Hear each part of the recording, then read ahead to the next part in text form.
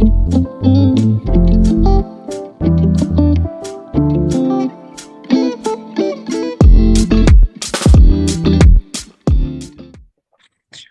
welcome to the Pulse Social podcast. We're really excited to have Carl Reid here with us today. And Carl, you are a sports development officer for London Youth with over a decade's experience in the education sector. So, first of all, can you just give a bit of background, context into who you are and what London Youth do? Good afternoon, Johnny. Thank you for having me. It's good to be involved with Pulse Social. Um, yeah, um, I've been at London Youth now for 3 years as their sports development officer.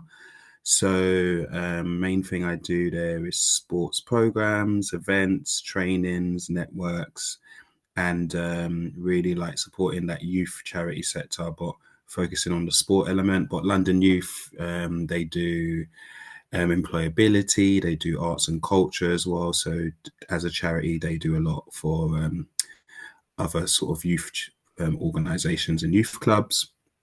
And then my background has been basketball coaching, working in schools, previously worked for Greenhouse Sports, which was another charity that put sports coaches in schools, mentoring, and then I've done like every kind of job you can imagine in the school, secondary and primary school. So a lot of years of kind of working on the ground, and now more working behind the scenes with programs and operational logistical types of things.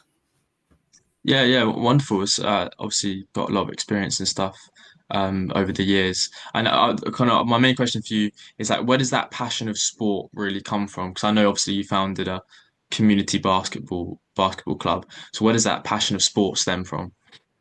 Basically, growing up wanting to be a footballer. Mm. Literally, when I grew up, no matter what any teacher said to me, no matter what anyone said to me, I was like, I'm going to be a footballer. I'm going to play for Arsenal and, England one day, and did my best. It's obviously very difficult. Then when I sort of started to realize I'm probably not going to be a professional footballer, I went into coaching. It was just a natural thing. Started getting as many coaching badges as possible. And basketball, I played a lot of basketball as well at sort of youth level. And I just went more into basketball coaching because everywhere in England and football is very dominant. And basketball was a little bit more niche. And I played as a goalkeeper as well when I played football. So I sort of specialize in goalkeeper coaching, but I just leaned more to basketball. So that's sort of how I went down the route of starting a community grassroots club and working for Greenhouse, just putting in a lot of years of schools, colleges, doing any kind of session like morning, after school clubs, team clubs. So yeah, that's where the passion comes from. Just enjoying sport. I studied sport at university, and watch sport, enjoy like being in and around sport. Yeah, interesting. Because obviously I know there's a lot of people who obviously will be on like a similar journey to you. In fact, in the way they love sport and are kind of looking for something to do within the sports sort of industry. So it's an interesting background that you've got. But yes, so in terms of your coaching, what sort of ages did you kind of start off with coaching? I actually started off. My first coaching badge was like a volleyball badge. I got it when I was Mm. six. I got it when I was 16. So when I went to college, as soon as I went to college, I was studying some sort of B Tech around sports and public services, and I just got every coaching badge that they put in front of me, just to get the sort of experience. And I would coach like any sort of sessions I could get my hands on. So I was working for a guy called Steve Bucknell, who was like the first guy in the UK into play in the NBA, and another guy called Michael Carty. So they were running sessions in Lambeth and Southwark, and they literally just had me go into all the schools and colleges around Lambeth and Southwark, and I was doing like primary school, secondary school, college age. So anywhere from about 5 to 18. And that was back in the day when they had things like zero contract hours, which I don't think they have anymore. But yeah, just doing as much basketball coaching as possible. And throughout my coaching career, When I worked for Greenhouse, that was secondary school, so that was where I would be able to take people out of their lessons and do one-on-ones and do mentoring. And then I also coached their Greenhouse Pioneers, which was their National League arm. I coached in West Sussex for a club called Sussex Storm for a few seasons as well. One of the best clubs in the country, always sort of making Final Fours and stuff and doing good stuff in National League across West Sussex. And then my club, like you said, Southwark Storm, I founded that in 2010 in Southwark, South London, where there was people in my community that just wanted to ball. And we've been competing in the London Metropolitan Basketball League now for 15 years consecutively. Oh wow. So yes, so with that community basketball club, what was kind of the like the well the journey that you kind of went on? Obviously, I know you said it's been since 2010. So how's that been for you, that sort of journey? Yeah, it's been a journey that I wasn't expecting to make. Literally, just had like a group of friends and people that I was coaching that wanted to start a team, and it was a women's team as well at that time, and we started it basically. I was working at the Mere community scheme at that time, so I started it at Mere because they got a sports hall and stuff, the community thing right next to the den, the stadium, and started it there. And yeah, it's been great. We've had like hundreds of people come through the doors. The sort of main things that we did was we had the women's team that competed in the league, and we were doing like inclusive sessions for women that wanted to like get involved. You're sort of like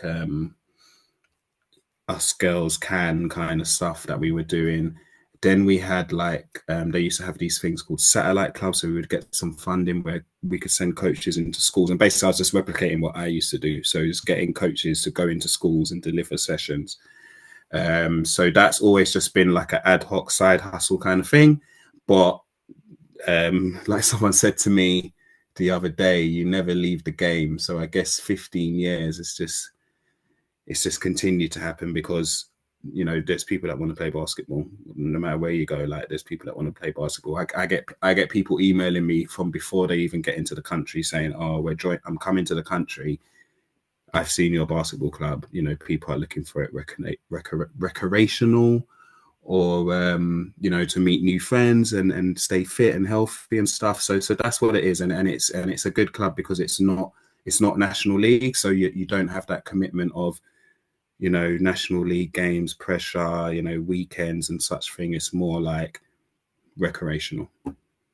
Yeah. So in terms of your like at the start of the journey of the basketball club, what were your kind of goals for the club? Would you say they've kind of changed to now, or like was it more like inclusivity and getting participation in basketball, encouraging people to play sport, or did you kind of want to take the club to like to like a high level sort of thing?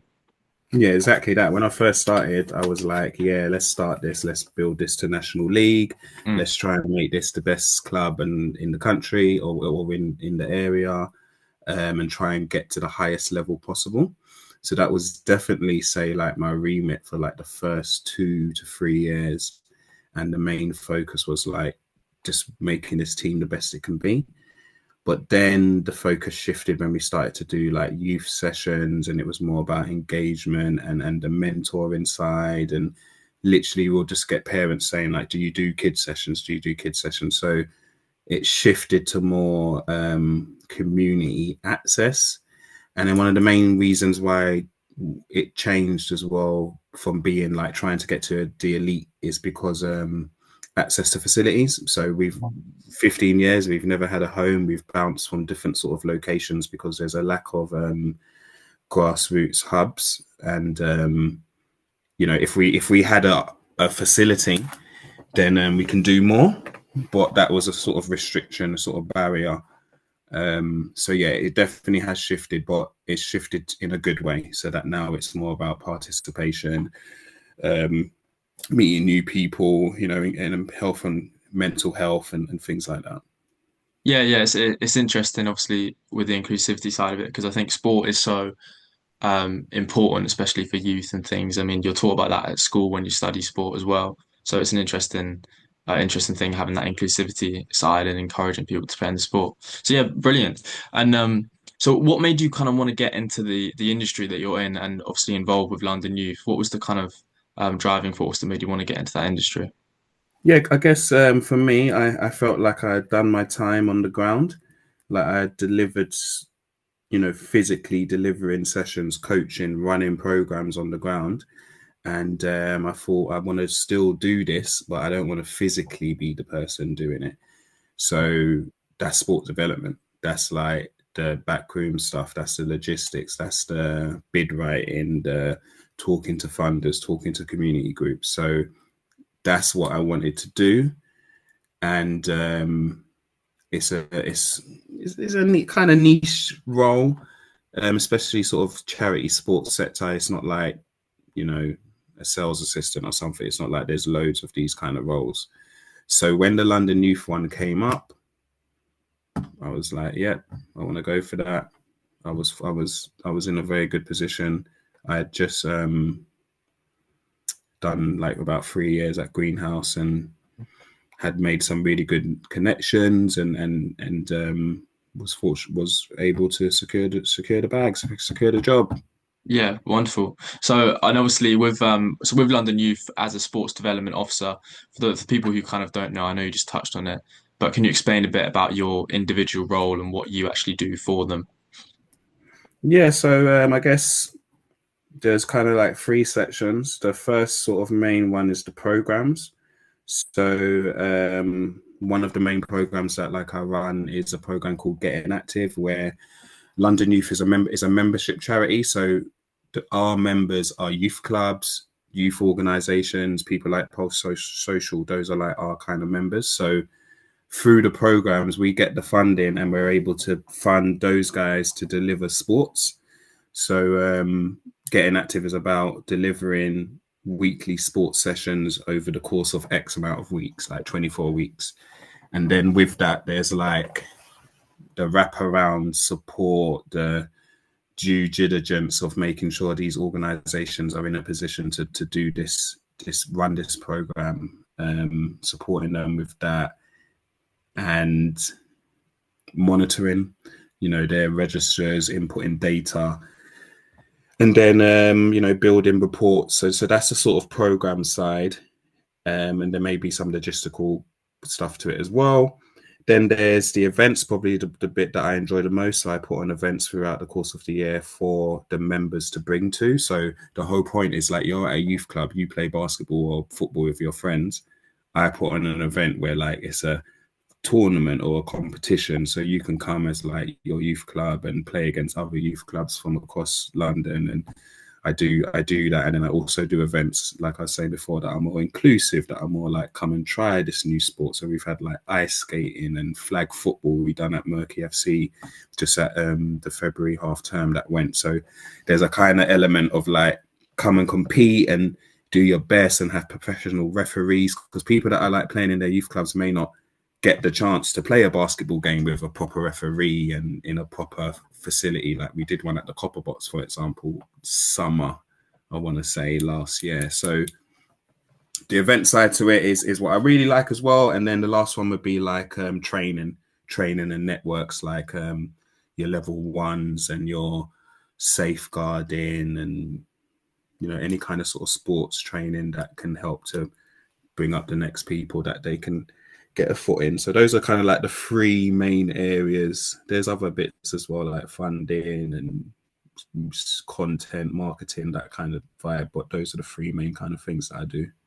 Yeah, brilliant. I mean, it's interesting. You mentioned giving people the chance to play with proper referees because I think referees is quite a it's quite a difficult thing to get to, well, referees is a difficult thing to get hold of in a lot of sports because people don't always want to do it. I mean, I myself, Yeah. I was a referee in football for quite a while, and that was an interesting experience. But yeah, it's interesting with the referees giving players the opportunity to kind of play under the proper referees. So yeah, sounds really good. And then not only that, Johnny, like it's the opportunity for the refs. So like where are those young refs gonna get the chance to learn? Like some courses are different. I've not done a referee course, but sometimes you got to do like X amount of hours after you complete it to build your book or whatever it is. And my sort of competitions are a chance for those young refs and young sort of sports leaders to get the chance to get the experience. So it is important, and like well done to you being a ref in it, because that's a very tough thing, especially in football. Like it can get crazy. So Yeah, yeah, no, it's interesting because obviously when I was doing refereeing, it was a lot of people my age. They were kind of they were doing it for a couple of years, but there wasn't really that kind of route to kind of progress with the refereeing and go up to the higher levels. You didn't see many people doing that, and I think that's why they struggle so much to get referees. So with the events that you're doing, like you say, it is it's a brilliant opportunity to kind of do those events, multiple games and things from referees' point of view as well. So yeah, mhm. it's really good. So yeah, so what do you think the sort of benefits are of bringing young people together in the events that you do? So how important is it for those young people?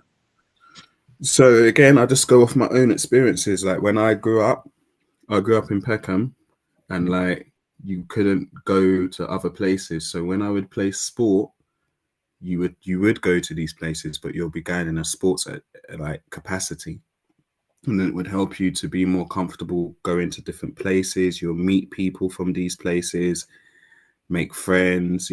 So it's so good for these young people to. You got people in London that will like never come out of their ends. Like they will just stay in their bubble. So sport is a way to break down that barrier. People's like, yeah, you can come and play in this basketball tournament on this really nice court and stuff, and they're not thinking, oh, I'm going to East London and I live in South London. So breaking down that barrier, getting people to experience new things, and like the youth, it's so important for them, because like there's a lack of the opportunities in it. There's a lack, especially for free. Like the stuff that I do is free. So another hook as well that breaks down the barrier. People can't afford these things. Like to rent a basketball court for an hour could be up to £100. And if you're a young person, there's like I've got 5 friends who want to play basketball. We might not have £100. So Yeah. that's the importance there.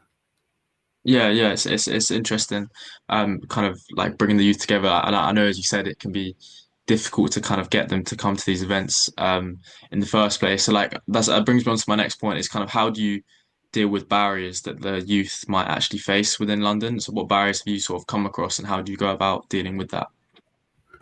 So yeah, the finance is a barrier. So, my events are free, but then I get some organizations that are like, they still got to pay for travel, they still got to pay for like food. So we try to do like have bursaries where like if you're coming as a youth club, you can like get say two bills or something to support with travel, and maybe getting a bit of lunch for the young people. Um, Making the events inclusive. So it might be we do a girls' football, or so that girls that like football who may not want to do like a mixed event, or so trying to make it inclusive as possible. With the programs as well, like we sometimes, I don't know, ring fence might not be the best word, but like say if I've got funding for like 50 clubs to do sports sessions, we might say, right, 10 of those clubs we want to be for young people with disabilities, or young people that are girls or something. So we kind of like we kind of ring fence, or maybe like tailor to what the need is or what there may be a lack of.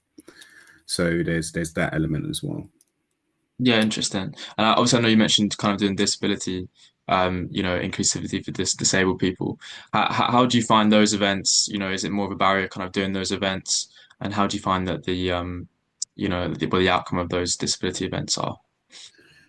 I think the best thing to do is to work with the experts. That's why we linked up with Post Social.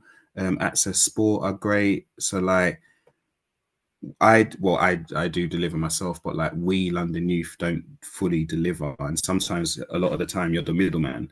You're bringing the people to the experts. So the best thing when it comes to a disability event, or working with young people with like special educational needs, is to work with the experts, because they're the professionals in dealing with it. They've got the network, and all the events we do, they're inclusive anyway. So normally 5% of those young people may have a disability anyway. But when we're doing like specialized ones, like wheelchair basketball, for example, Mhm. um, they're always great. They're always well received, They're always saying there's a lack of or lack of access to facilities where they can tailor to the extra need that they may have. So always well receptive. Looking forward to getting this event going that we're partnering up with Post Social as well. We should be doing in the summer, doing a multi-sports event at St Mary's University. So yeah, always well received. And we've got the things like the Paralympics, which helps young people to see themselves in a sporting environment, and maybe, like you said, give them the opportunity to maybe strive to some sort of elite level. So, if they're not getting an opportunity at grassroots to try it, they will never get to the elite. So these events are very important. Or just not the events as well, the programs and the trainings and the whole sort of sports development at grassroots level. Yeah. Yeah, interesting. And also, I know on London Youth, it looks at kind of developing skills with the youth during these events. So, can you just touch on what kind of skills do you look to develop on those events and activities that you run? Well, like I said before, we got the referees, the officials. So, even with the basketball, we partner with the London Basketball Association, and they have a whole program called ROC, which is refs, officials, and coaches. So they're training. And then, like I said, our events give them the opportunity if they've got extra hours they need to do, or um, volunteering that they need to do. So there's that element of getting the sort of on the ground experience. And then that we do events that are ran by young people themselves as well. So as part of like the Jack Petrie program that I ran last year, we did like a sort of Dragon's Den style thing where young people pitched their idea to run an event at their youth centre. We then gave them some funding to then go and deliver that event. So there's always some sort of youth element because ultimately they're the ones that are going to be attending. So we need to make sure that like we have a point of view from the young people themselves. Yeah, yeah, interesting. And obviously, I know when I was looking at your LinkedIn, I came across that you were a part of the cadets when you were younger, growing up. So my question for you is just how did that sort of influence the work that you're currently doing? Because obviously, well, because I was a cadet for a short amount of time, and it's similar. Like you get the opportunities, to go on these camps and do different things. So how did being a part of that influence what you're currently doing? So like for me, I was in the cadets because I went to an all boys school. And when you go to cadets, there were girls there. So I was like, oh, I need to go to the cadets.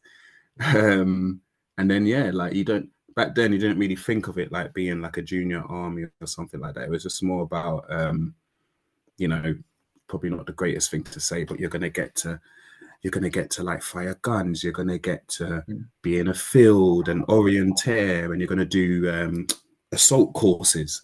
So again, that sort of sporty element. So that's what got me into it, and then obviously it helps with like discipline and leadership.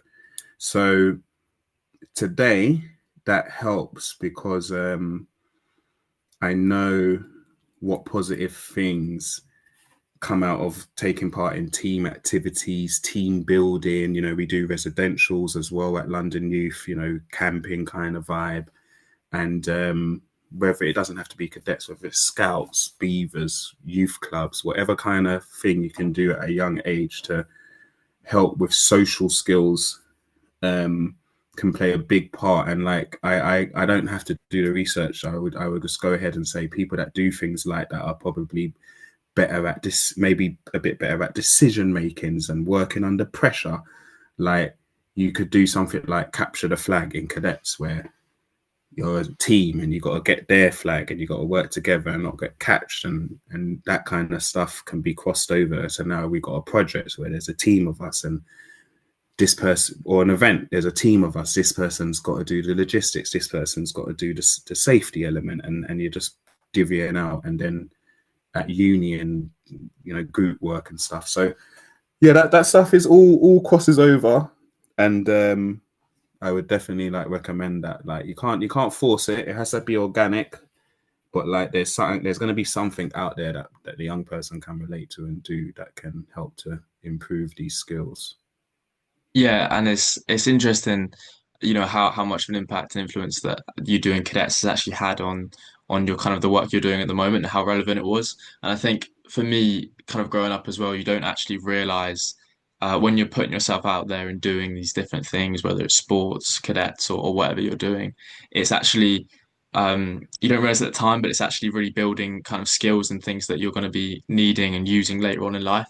So it's an interesting thing. And so with the cadets, were you introduced to that through your school, or was that something you kind of found on your own? No, no, no. It was based at the school, so that's how Oh, old it based at was. school. It was back in the day when we used to actually have like it was based at the school, and like one of the teachers used to run it along with some cadet like sergeants that will come down. So that's going way back, Johnny. But yeah, it was Yeah, in the school. It was in the school itself. yeah, Tennyson's in Oval. People, if it ain't even there no more, that's how old school it is. They got rid of that school now. yeah. Well, yeah. No, it's interesting. But yeah, so kind of along your journey so far, what's been the biggest challenge that you've kind of come across and had to overcome? Um, I guess I'll keep it PG, but like the biggest challenge was probably the transition from when I was talking about going from like being the person delivering the programs on the ground physically to then going to like being the person that oversees and runs it. And like that's some people can see that as a divide. Some people would just don't think those people can do that thing. Like they just think, oh no, that's just a coach. He's just going to be a coach, but they can't see that actually what that person does as a coach can easily be transferred into doing the logistical and overseeing sort of programming stuff. So sometimes, unfortunately, people put you into a bracket or something. Like they just say, oh, that's the on the guy, that's the coach guy, So breaking that barrier was probably one of the toughest things that I've had to deal with. So it's all about opportunity until someone says, oh, actually, I'm going to give that person a chance because I think he's a pretty decent at doing A, so he can do B. Until that happens, it can be very difficult and frustrating, but you just got to work hard. Yeah, yeah, and so like determination is kind of what you'd say because it's interesting.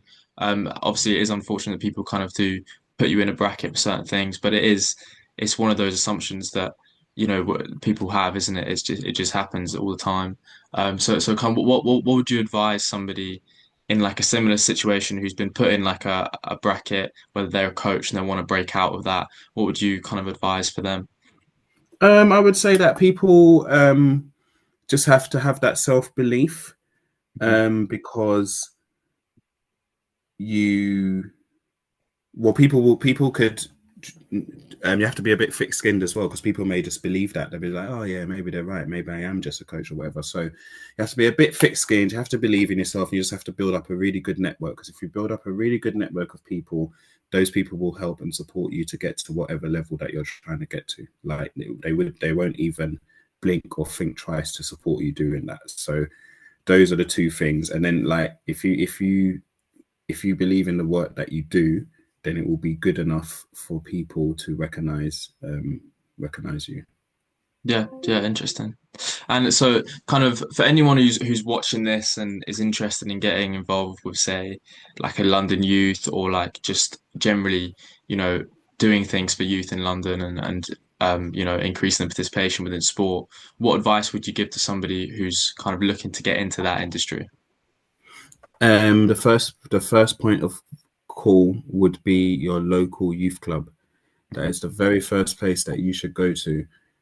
They are going to have the best things going. They're going to have access to organizations like mine that are supporting with all these opportunities. You can get free training, um, what's the word, work experience opportunities. We do things like insight days. We just had an insight day at Brixton House like 2 weeks ago, like an employability insight day where we had all these different people talking about how they got to the places that they, similar to what we're doing now in it, but more geared towards it was arts employability, so it was more geared towards things like the arts, like social media, like dancing, like being in movies. We had someone there that does like the CGI for the Marvel films and stuff. So like trying to get in, how do you get into CGI? You know, that's the sort of all these sort of things. So if you go through your youth club, there's going to be all these opportunities, which are being reduced because of funding, but you know they're going to have something, and they should be able to point you into the direction. If there's not local youth clubs, then you know maybe your old school, you know, someone at your old school may be able to point you in the right direction. And then there's always like the organizations just contacting themselves. A lot, in fact, not a lot. Every one of these sort of organizations have youth boards where they will pay you. They'll be like, look, we need you to come to us and tell us about what you think we should be doing, and we're going to pay you to come, and we're going to give you pizza, and it's going to be once a month. So there is, I believe there's enough opportunities. Just have to go out there, and you have to go out there and put a bit of effort in. Like if you put a little bit of effort in, it will go a long way. Anyone who's like, oh, there's no opportunities and oh, it's all dead right now. I can't. There's no jobs. People tell me, oh, there's no jobs. Like you're chatting rubbish. There's jobs. You just might not want to do the jobs, or you're not seeking where to go and find the access to do those jobs. I literally get message. I had a message in a WhatsApp group yesterday. They're looking for youth workers, dance coaches, referees. Like every week I'm getting stuff like that. So there's opportunities out there. You just got to tap into it. Yeah, interesting. Obviously, like I say, I think I agree that obviously you just got to keep seeking for what you want. You got to keep pushing and pushing towards what you want, and pushing the doors, and they will open for you. So yeah, it's interesting.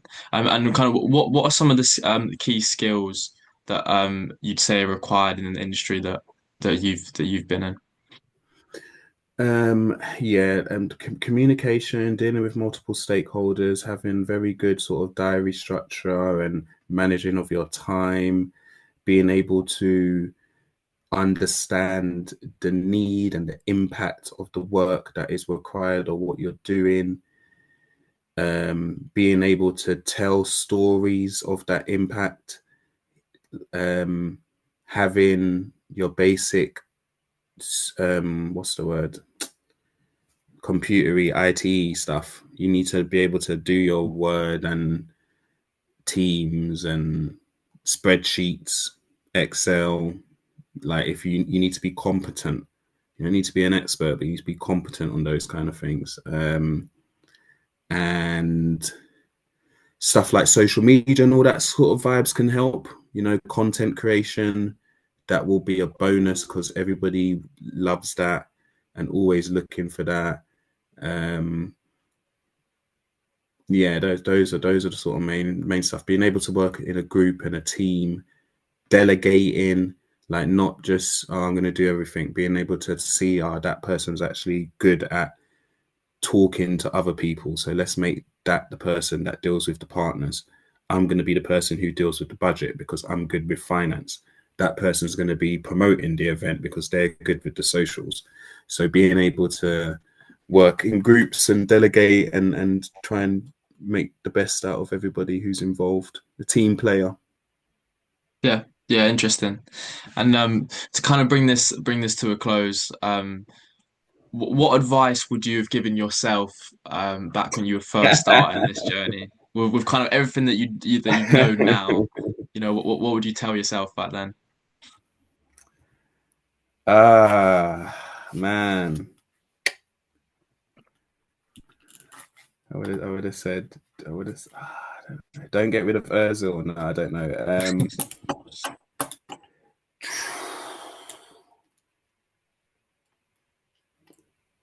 Don't be afraid to answer stuff. You have a mentality of, oh, I've got to do it. I've got to hustle and work hard to get it done. But the networking and asking people to tap into their expertise is something that I probably could have done a bit younger. When you like, it's different now, isn't it? Because back then we didn't have like LinkedIn and whatever and social media. But Yeah, and just maybe probably being a bit open because, like I said at the beginning, I was just like, I'm going to be a footballer. I was very lane straight. Probably being a bit more open to what other opportunities and things could I do around sport, but I didn't know. Yeah, That's the reality. I didn't know. But yeah, I'm going to be a person that I'm going to say, you know what, I feel like apart from maybe buying some Apple stock or something, I don't think there's anything like that I could tell myself. I feel like what I did would be the same again. Like yeah. maybe tell myself to save more money. Mm. Yeah, no, wonderful. I mean, thank you, because obviously you've got to where you are today from what you've done. So, that's a fair answer. So yeah, thank you very much. But yeah, I just want to say once again, thank you for taking the time out of your day to have this kind of conversation with me. And I think we covered some interesting topics. So, thank you very much. Really Yeah, appreciate all it. good, all good. I hope it helps somebody, and people can get at me at LinkedIn if they want to connect or want some sort of advice about next steps and stuff. More than happy to help or point you into the right direction. Yeah, wonderful. Well, thank you very much, Carl. Thank you. Cool, cool.